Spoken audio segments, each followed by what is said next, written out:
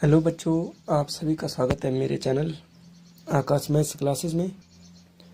और आज मैं आपके लिए लाया हूँ बहुत लंबे समय के बाद कि दो चरों वाले रैखिक समीकरण युग्म, जहाँ पे कि प्रश्नावली 3.3 है कक्षा 10 का। ठीक है, कि यहाँ पे हमारे पास दिया है कि जो हमारे पास समीकरण दिया है कि रैखिक समीकरण युग्म को किस विधि से हल करना है, प्रतिस्थापन विधि से। ठीक है, इसे करना हमें प्रतिस्थापन विधि से, विस्थापन विधि से। प्रतिस्थापन विधि का मतलब होता है कि जब हम एक समीकरण का मान दूसरे समीकरण में प्रतिस्थापित करते हैं तो उसे हम क्या कहते हैं, प्रतिस्थापन विधि। अब हमारे पास समीकरण दी है कि 0.2x धन 0.3y बराबर है 1.3 और 0.4x धन 0.5y बराबर है 2.3। ये समीकरण 1 है और समीकरण 2 दी है। ठीक है, अब यहाँ पे दशमलव का है, अन्य प्रश्न तो हमारे पास दशमलव में नहीं दिए रहते, तो हमें इसको कैसे सॉल्व करना है। तो चलिए इसको हम जरा रफ में देखते हैं कि कैसे किया जाएगा। कि हमारे पास समीकरण दी है 0.2x धन 0.3y बराबर है 1.3 और फिर है 0.4x धन 0.5y बराबर है 2.3। समीकरण 1 और 2। तो यहाँ पे नियम बोलता है कि जबकि लेफ्ट हैंड साइड है, राइट हैंड साइड है, जब दोनों तरफ क्या दिया जाए, दशमलव दिया जाए, तो हम क्या करते हैं। देखिए हमारे पास जैसे कोई प्रश्न होता है 0.5 है, तो हमको इसे किस में बदलना है, एक संख्या में बदलना है, 5 में बदलना है। तो हम क्या करते हैं कि बट्टे में किस संख्या से भाग देंगे। अब देखिए कि इसका एक नियम बोलता है कि जितने दशमलव के बाद जितने अंक है, कितना अंक है, 1 है, तो नीचे 1 0 बढ़ा देते हैं और 10 कर देते हैं, तो ये कितना हो जाता है, 5। इसको हम क्या लिख सकते हैं, 5/10। ठीक है, या हम इस दशमलव से इसको हटा देते हैं तो हमारे पास कितना आता है, 5 आता है। ठीक है, ये कर सकते हैं। तो वैसे ही हम यहाँ पे भी करते हैं कि हमारे पास है 0.2x धन 0.3y बराबर है 1.3। तो इसे हमें बराबर करना है ना, तो दशमलव को हटाने के लिए हमें सभी पदों को क्या करना पड़ेगा, 10 से भाग देना पड़ेगा, में भाग देना पड़ेगा। तो हम क्या करते हैं, सभी को 10 से भाग दे देते हैं, तो हमारा दशमलव क्या हो जाता है, 10 से कट जाता है। दशमलव से दशमलव काट दिया ये। ठीक है, तो हमारे पास समीकरण बन जाती है 2x धन 3y बराबर है 13। ठीक, ये हो गई समीकरण 1। फिर वैसे ही हमारे पास समीकरण दूसरी है कि 0.4x धन 0.5y बराबर है 2.3। तो इसको भी हमें बराबर करना है, दशमलव हटाना है, तो हम इनको भी दोनों पदों को क्या कर देंगे, बाएं पक्ष में और दाएं पक्ष में क्या देंगे, 10 से विभाजित कर देंगे, 10 से भाग दे देंगे। तो भाग देने पर हमारे पास दशमलव से ये कट जाएगा, 10 से दशमलव। ठीक है, क्योंकि यहाँ पे मैंने बोला है ना कि जैसे कि कोई संख्या है 0.5 है, तो इसको हमें 5 में दशमलव हटाना है।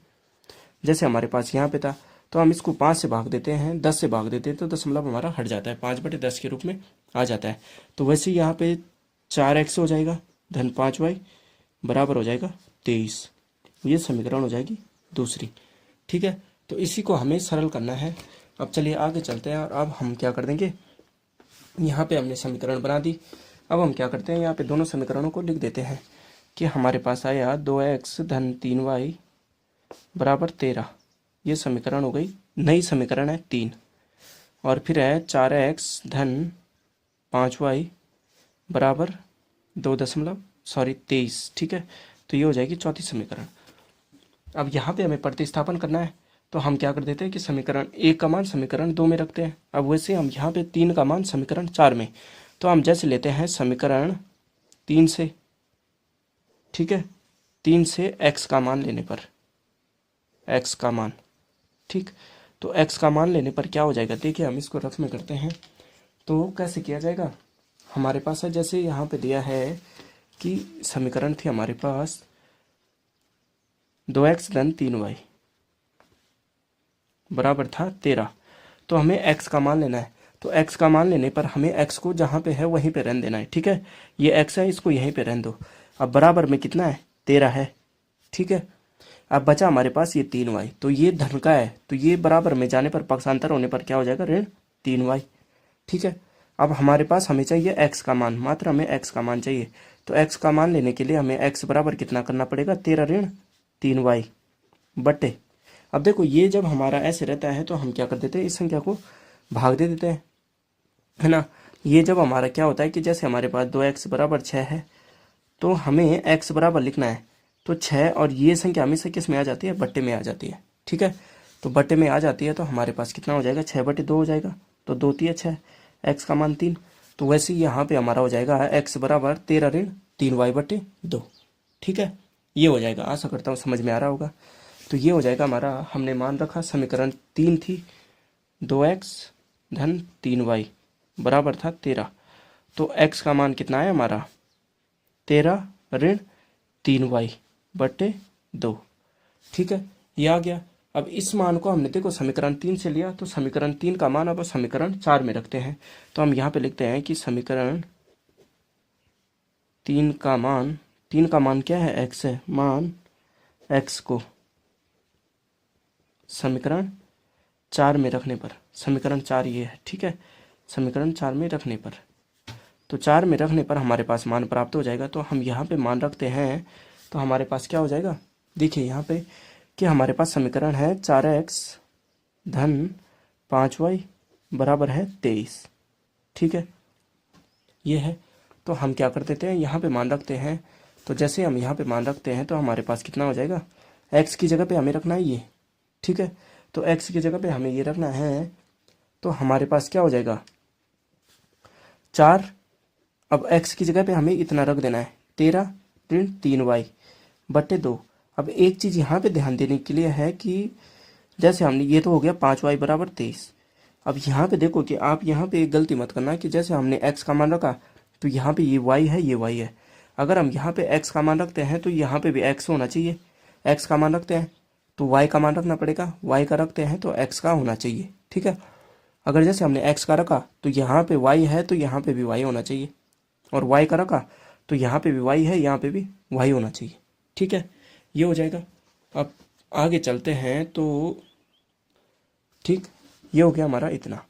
अब चलिए हम इसको सरल करते हैं, तो यहाँ पे हम क्या करते हैं, अगर इसको इसी 2 से इसको काट दें, ठीक है ना, 2 से इसको काट देते हैं तो हमारे पास कितना हो गया, 2 एकम 2, 2 दूनी 4, ये हो गया इतना, ठीक है।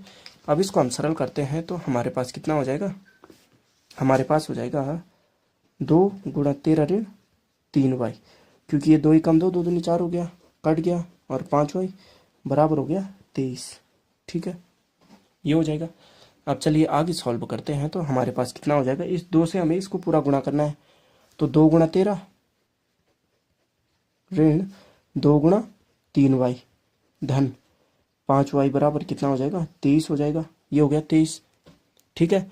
तो 23 हो जाएगा, तो 13 दूनी कितना हो जाएगा 26, और 3 दूनी 6y, ठीक, 2 तिया 6 और 5y बराबर 23, ठीक है। अब यहाँ पे देख सकते हैं, तो मैंने बोला है कि धन ऋण है या ऋण धन हो तो घटा देते हैं, तो घटाना है तो संख्या कौन सी है, बड़ी 6y है, तो इन दोनों पदों को हम यहीं पे रहने देते हैं, ठीक है, ऋण 6y है और ऋण धन 5y बराबर 23 है। अब ये धन का है, ये ऋण का है, ये दोनों पद एक जैसे हो गए ना, अचर है, और ये दोनों चार हो गए, ठीक है। तो यहाँ पे 23 में से ये धन का है, तो ये पक्षांतर होने पर क्या हो जाएगा, ऋण का, तो ये हो जाएगा ऋण 26, ठीक। तो 6 में से 5 जाएगा तो कितना बचेगा, 6 में से 5 जाने पर कितना बचेगा, y बचेगा, वो भी किसका, ऋण का, ठीक है, बड़ी संख्या का चिन्ह आता है। और 26 में से 23 जाएगा तो कितना बचेगा, 3, वो भी किसका, ऋण का, ठीक है।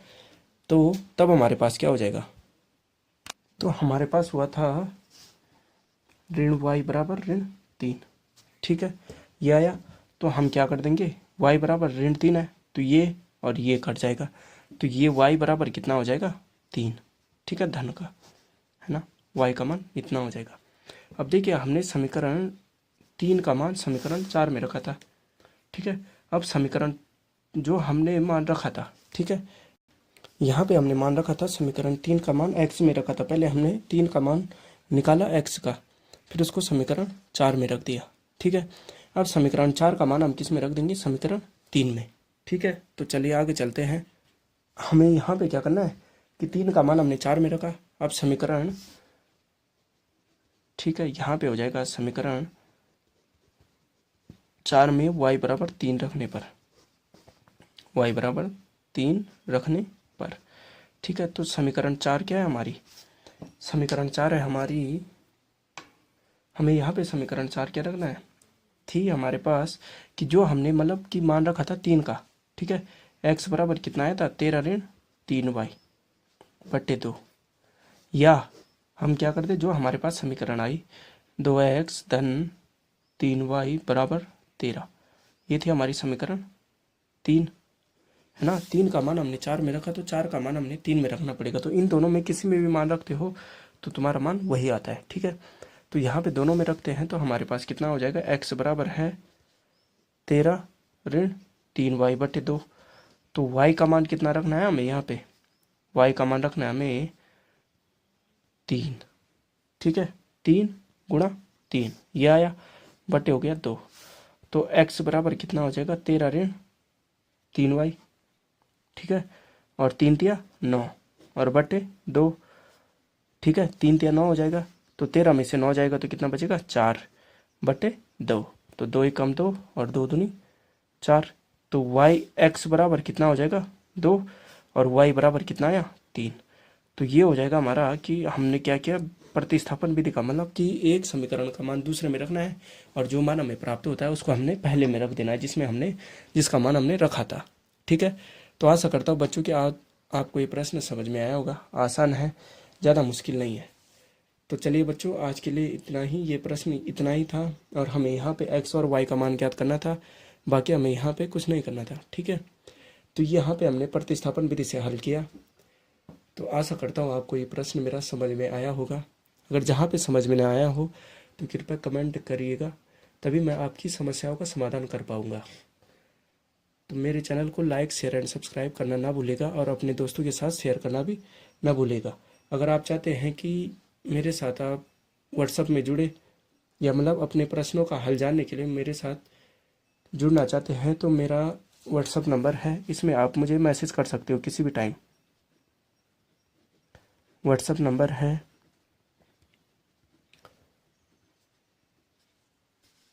875513, ये 8755136120। तो इसमें आप मुझे पर्सनली मैसेज कर सकते हैं और मुझसे कोई भी सवाल, कोई भी समस्या का हल जानना हो तो मुझसे आप मैसेज व्हाट्सएप में जुड़ सकते हैं। चलिए बच्चों, आज के लिए इतना ही। धन्यवाद।